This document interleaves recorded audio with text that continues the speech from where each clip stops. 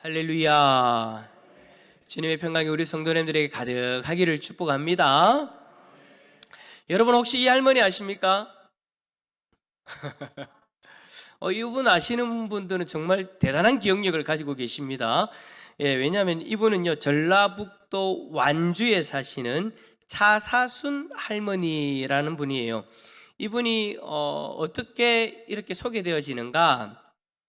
2010년도에, 그러니까 이분을 기억하시는 게 참 대단하다는 것이 2010년도에 이슈가 됐던 분인데, 2010년도에 69세의 나이에 960번의 도전 끝에 운전면허증을 따신 분입니다.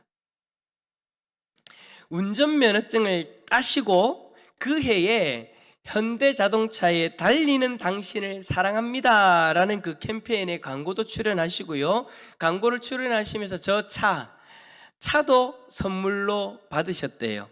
그래서 올해의 광고 모델로도 그렇게 선정되기도 하셨다고 합니다. 또 뿐만 아니라 우리나라에서 뿐만 아니라 의지의 한국인이라는 그 타이틀로 뉴욕타임즈에 등의 그 해외 언론에도 소개가 되기도 했고요. 또 시카고 트리뷴은 차 할머니를 현대 부모님들이 자녀들에게 기억시켜야 할 집념과 끈기의 귀감으로 소개를 하기도 했다고 합니다. 여러분 960번 끝에 운전면허증을 따셨으니 여러분 그렇게 기억할 만도 하지 않습니까? 그죠? 그런데 할머니가 이제 연세가 있으시다가 보니까 이제 어렵게 면허를 땄지만 면허를 따고 나서 사고가 그렇게 많이 났답니다. 차를 받기도 하고요, 운전면허증을 딴 지 3개월 만에 감나무를 받기도 하고요, 고속도로에서 무려 50km로 달리기도 하시고요. 여러분 고속도로 달리는데 50km 달리면 뒤에 차들은 속 답답해 죽습니다. 빵빵거리기도 하고 이게 무슨 일인가 싶기도 하고요. 50km, 저도 이때까지 50km로 달리는 차를 본 적이 없어요. 근데 할머니는 그렇게 밖에 달릴 수가 없는 거죠. 또 어떤 일이 있었느냐, 후진하려고 후진기어를 넣어야 되는데 후진기어를 넣지 않고 그냥 브레이크에서 발만 떼버리는 거예요. 그러니까 어떻게 됐냐면 난리가 나는 거예요. 그래서 결국에는 저의 모습처럼 차가 반파가 되어졌다고 합니다. 반이 다 부서졌대요. 저 장면이 여러분 그냥 제가 어디서 가져온 장면이 아니라 실제 차예요. 지금 아들이 할머니를 안고 있는 거예요. 저렇게 차가 다 부서지는 그런 일이 일어났죠. 그런데 할머니는 사고가 일어날 때마다 내가 운전을 더 잘해야지, 여러분 960번 만에 붙어놓으니까 여러분 그 마음이 어떻겠습니까? 얼마나 안타깝겠습니까? 그래서 내가 더 잘해야 돼 하면서 사고가 났지만 저녁마다 이미지 트레이닝을 했답니다. 머릿속으로 운전하는 것을 그리면서 그렇게 열심히 연습을 하셨대요. 하지만 당시에 가족들이 너무 이제 불안하니까 더 큰 사고가 나면 혹시나 할머니가 잘못될까봐 운전을 만류했고요. 지금은 80세의 고령으로 신체 감각이 무뎌져가지고 이제 더 이상 운전을 할 수 없는 그런 상황이 되어졌답니다. 하지만 여러분, 차 할머니 대단하죠? 예, 대단해요. 960번 만에 도전 끝에 운전면허를 따시고 운전을 하기 위해서 최선을 다하신 분이에요. 우리 모두가 박수를 쳐도 부족하지 않는 그런 분입니다. 하지만 여러분, 우리 주위에 보면 차 할머니와는 전혀 다른 분들도 계세요. 운전면허를 따기 위해 그렇게 열심히 노력하고 운전을 하기 위해 그렇게 애쓰신 이런 분도 있지만 또 전혀 다른 분도 있다라는 거죠. 여러분, 장롱면허 아시죠? 제가 지금 장롱면허라고 이야기했는데 여러분, 장롱면허가 뭐예요? 면허를 땄지만 실제적으로 운전을 하지 않고 그 면허를 어디 넣어놨다라는 거예요. 장롱 깊이 넣어놔가지고 그 면허가 도대체 어디 있는지도 찾을 수 없는 그런 분들을 이야기하는 거죠. 우리 주위에 그런 분들 계실 거예요. 아마 이 자리에도 계실 거예요. 운전을 하지 않는데 운전면허를 옛날에 따가지고 운전을 할 수 있는지 없는지조차도 모르는 그런 분들. 제가 아는 분 중에 한 분이 계셨습니다. 이 자리에는 안 계시는 분입니다. 근데 여러분들이 다 아시는 분입니다. 원래 이 자리에 없는 분 이야기할 때는 허락을 받고 이야기해야 되지만 제가 허락을 받지 않고 여러분들에게 이야기하겠습니다. 장롱면을 가지고 계셨던 분이 누구냐? 심전도사님. 심정한 전도사님이 장롱면허예요. 저는 잘 몰랐거든요. 저는 원래 면허가 없는 줄 알았어요. 근데 이제 가기 전에 우리 교회에서 이제 지금 사역하는 사역지로 가기 전에 이야기를 들었어요. 원래 면허가 있었대요.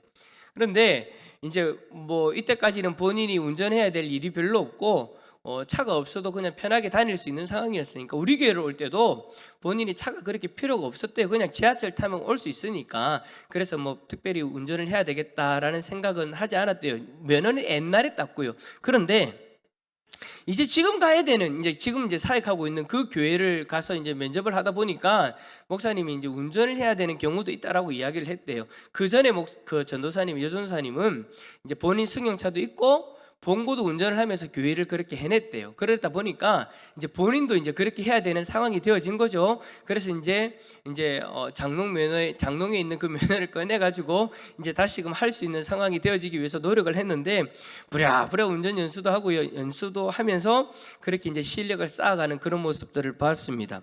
아마 우리 성도님들 중에도 그런 분들이 계실 거예요. 면허를 땄지만 운전을 하지 못하는 분들, 이런 분들을 보면 참 안타깝죠.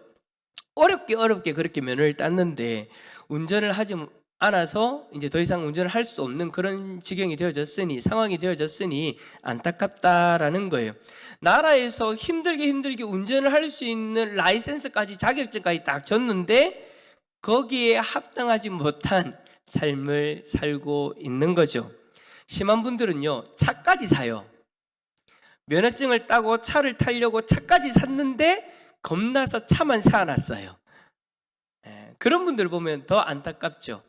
운전면허가 있으면 면허 있는 자답게 그렇게 운전을 해야 되는데 그러지 못한 모습이 안타깝다라는 생각을 하면서 오늘 말씀의 제목과 저는 좀 연결이 되어졌어요.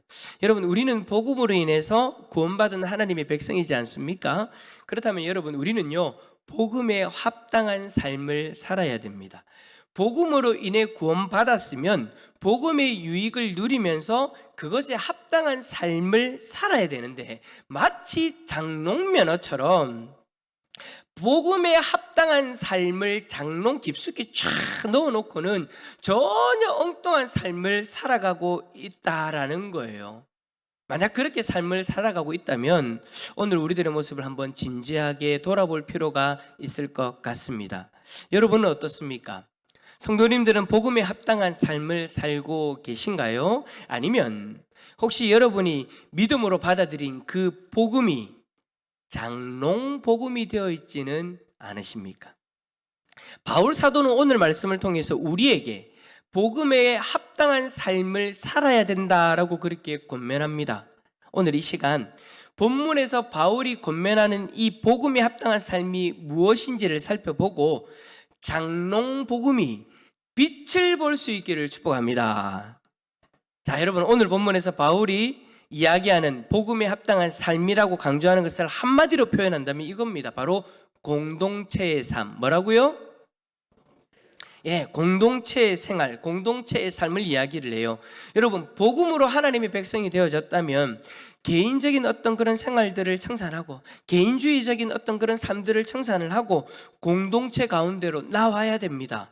그 공동체가 뭡니까? 바로 교회 공동체예요. 왜냐? 교회는 주님의 몸된 곳이기 때문입니다. 주님의 몸이기 때문입니다.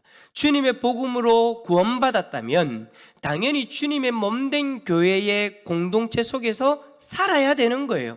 그런데 요즘은 이 공동체 생활을 부담스러워하는 것이 현실이지 않습니까?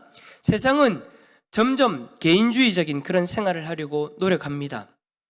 공동체에서 나와서 개인주의적인 생활에 집중하려고 노력을 해요. 그래서 교회에 나와서 신앙생활하는 것조차도 꺼리기도 하죠.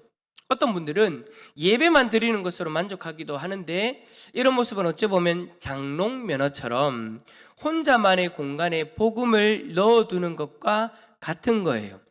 여러분, 하나님은 우리를 창조하실 때요, 공동체의 삶을 살도록 창조하셨어요. 아담을 창조하시고 홀로 두셔도 되었지만 외로워하는 것을 보시고, 여러분, 왜 외로워하는 거예요? 하나님이 공동체 생활을 하도록 만드셨기 때문에 외로움을 탈 수밖에 없는 거예요. 혼자 있으면 외로움을 느낄 수밖에 없는 거예요. 그 모습을 보시고 누구를 만들어 주셨어요? 하와를 허락해 주셨죠. 아담과 하와를 통해서 가정이라는 공동체가 만들어지고 그 가정 공동체를 통해서 사람이 건전한 모습으로 살아갈 수 있도록 되어진 거예요. 이것은 여러분, 하나님이 우리를 보실 때에 우리라는 존재는 혼자 살 수 없다는 것을 아셨다라는 거죠. 그래서 하나님은 가정이라는 공동체를 허락하셨고, 훗날에 그 가정이라는 공동체가 교회 공동체로까지 연결되어지는, 그래서 복음으로 하나 되어지는 공동체로서 살아가도록 하셨습니다.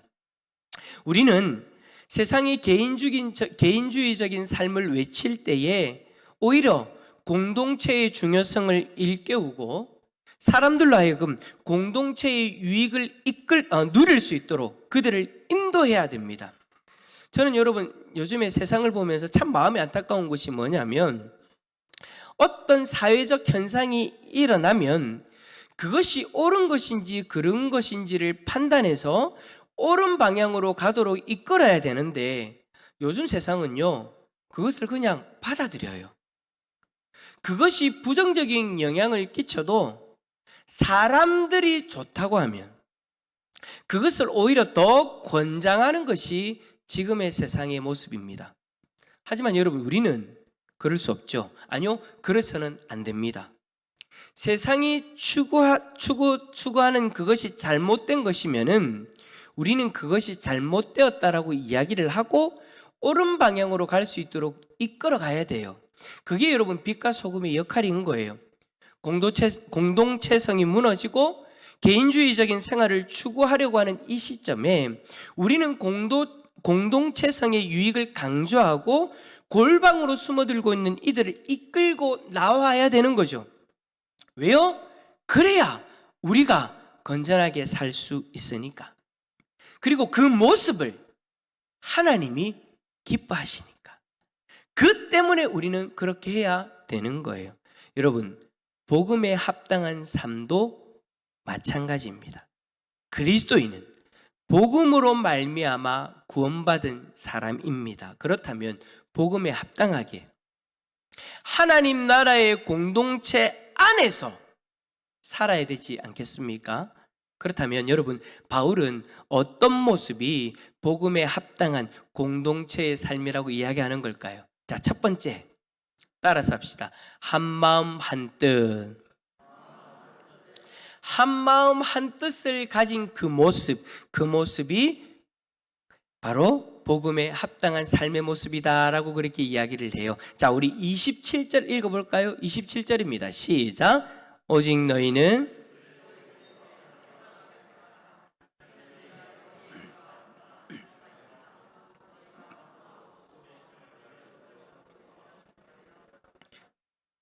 아멘. 자, 바울은요, 빌립보 교회 성도들에게 한 마음으로 서서 한 뜻을 가져라 라고 그렇게 권면합니다. 여러분, 어떤 공동체는요, 한 마음 한 뜻을 가진다라는 것, 어떤 공동체든 한 마음 한 뜻을 가진다라는 것 쉬운 일이 아닙니다. 여러분도 각자의 그 삶 가운데에서 어떤 공동체든 다 소속되어져 있잖아요. 회사, 가족, 교회 등등, 아니면 여러분들 개하시면 개 등등 여러 공동체들이 있잖아요. 그죠? 근데 여러분, 쉬워요, 어려워요?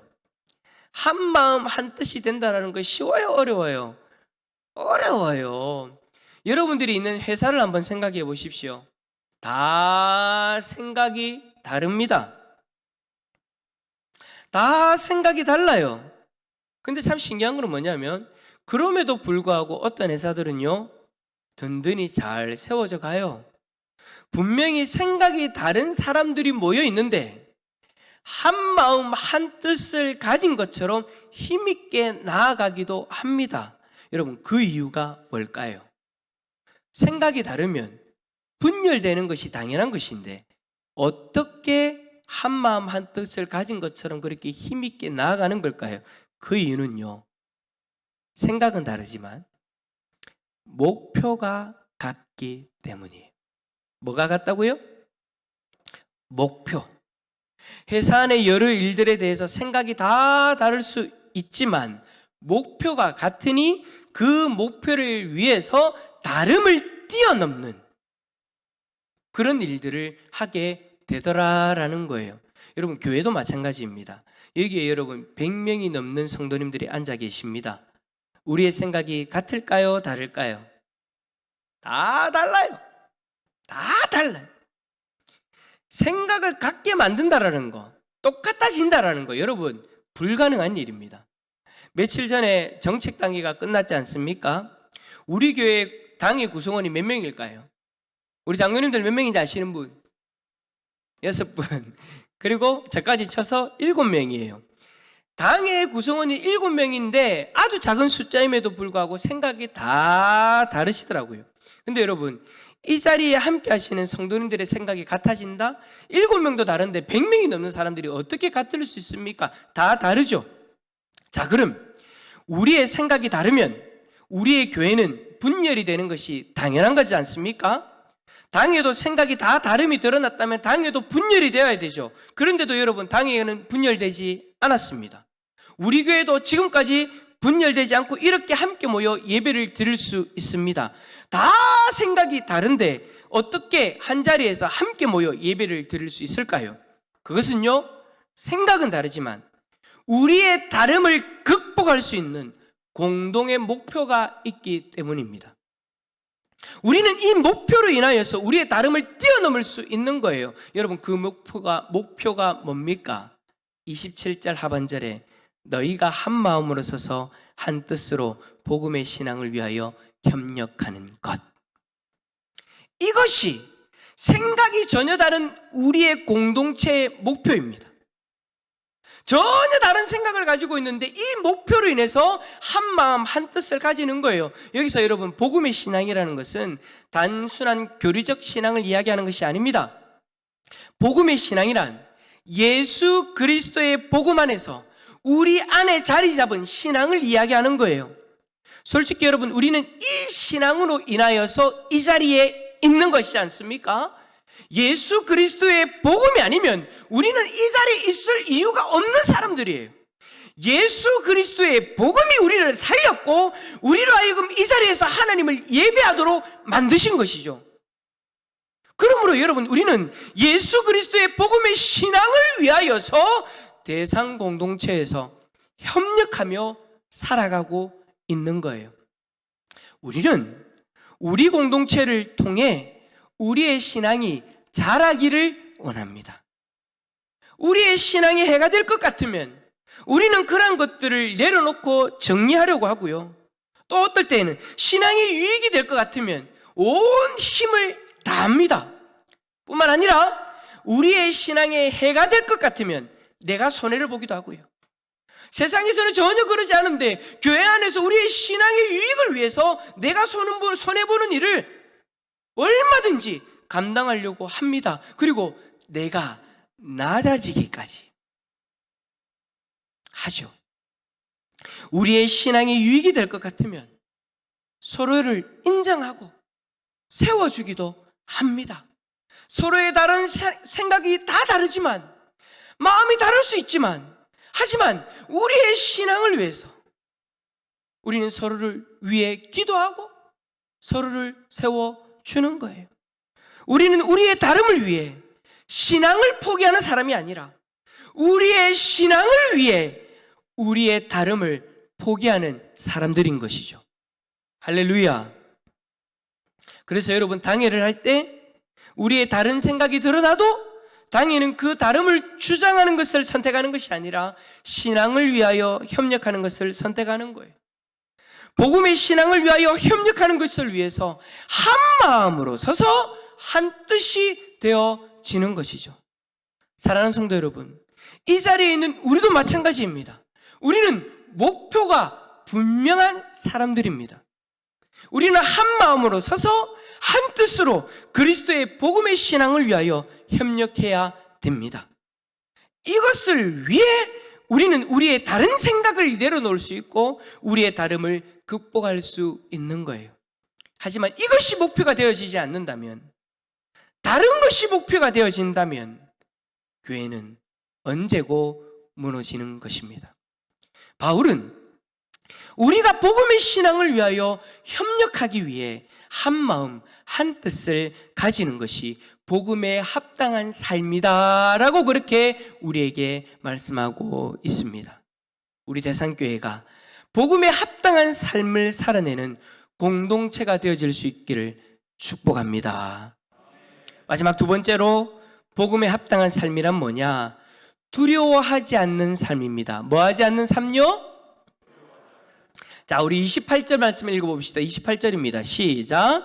무슨 일에든지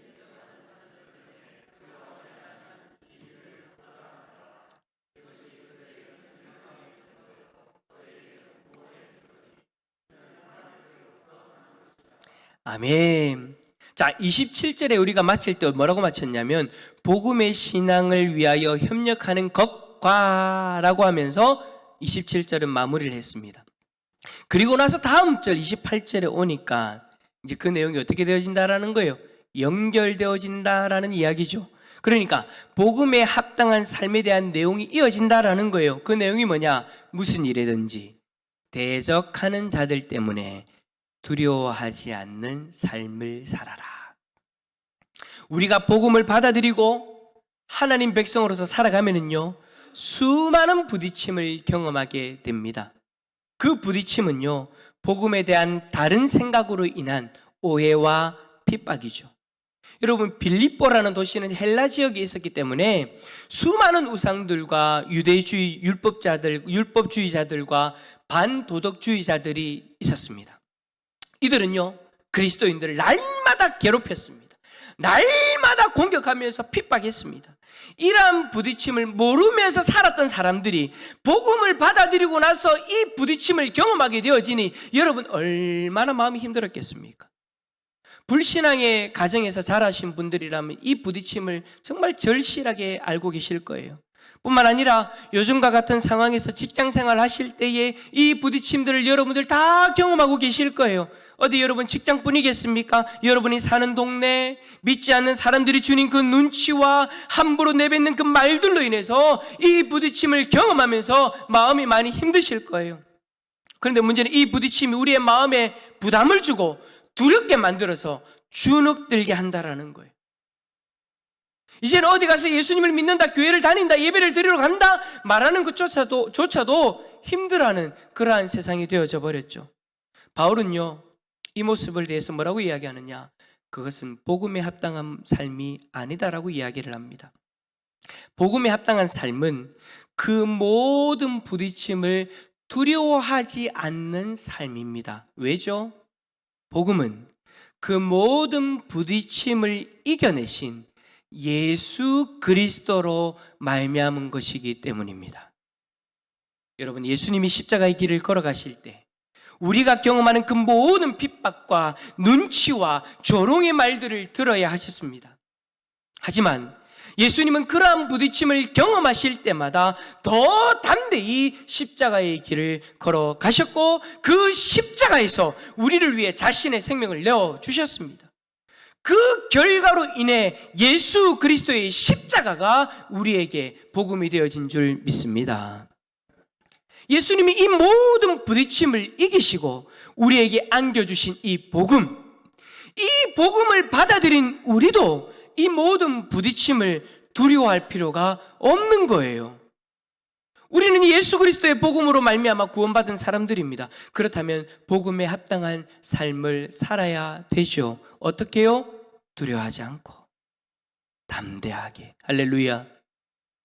여러분, 무슨 일이든지 대적하는 자들 때문에 두려워하지 말고 더 담대히 나아갈 수 있기를 바랍니다. 여러분의 가정에서, 직장에서, 그리고 이웃들 앞에서 진리의 복음을 따르는 자답게, 여러분이 따르는 복음은 일 수도 있고 아닐 수도 있다가 아니에요. 여러분이 받아들이고 믿고 따르고 있는 복음은 진리입니다. 진리를 따르는 자는 두려워할 것이 없습니다. 담대히 나아가면 됩니다. 담대히 복음을 따르시고 담대히 복음을 드러내십시오. 담대히 복음을 전하십시오. 지금 여러분이 위축되고 주눅든다면 세상 사람들은 우리가 믿는 이 복음에 대해서 의심을 품을 겁니다. 우리가 이렇게 말한다고 저렇게 위축되고 흔들리네? 그럼 저 사람이 믿는 것 진리가 아닐 수 있겠다. 진리라면 저럴 수 없지. 라고 오히려 우리를 그렇게 판단하게 될 거예요.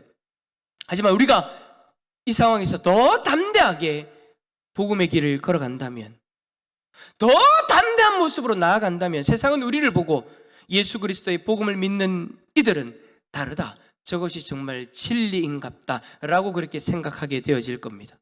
더 담대하게 복음의 삶을 살아가는 우리 성도님들 다 되시기를 축복합니다. 근데 그 길을 걸어갈 때 우리 공동체가 하나가 되어진 모습으로 걸어갔으면 좋겠습니다. 누군가가 주눅들어 힘들어할 때 옆에 있는 담대한 이가 그 사람의 손을 붙들고 걸어가는 거예요. 누군가가 밖에서 핍박받고 사람들이 눈치를 보면서 주저앉아 있을 때 공동체 안에 있으면 어떻게 되어집니까? 나의 손을 잡아줄 리가 있잖아요. 그 사람의 손을 잡아줄 수가 있잖아요. 함께 이 담대하게 복음의 길을 걸어갈 수 있지 않겠습니까? 우리가 함께 모여서 예배하면서 주님을 함께 바라보면 주님은 그 모든 두려움을 이겨낼 수 있도록 우리에게 은혜를 부어주실 줄 믿습니다. 이 은혜로 인하여 담대히 살아가는 모습, 이 모습이 복음에 합당하게 살아가는 삶의 모습입니다. 이 모습이 저와 여러분의 삶의 모습이 되어질 수 있기를 예수 그리스도의 이름으로 축원합니다.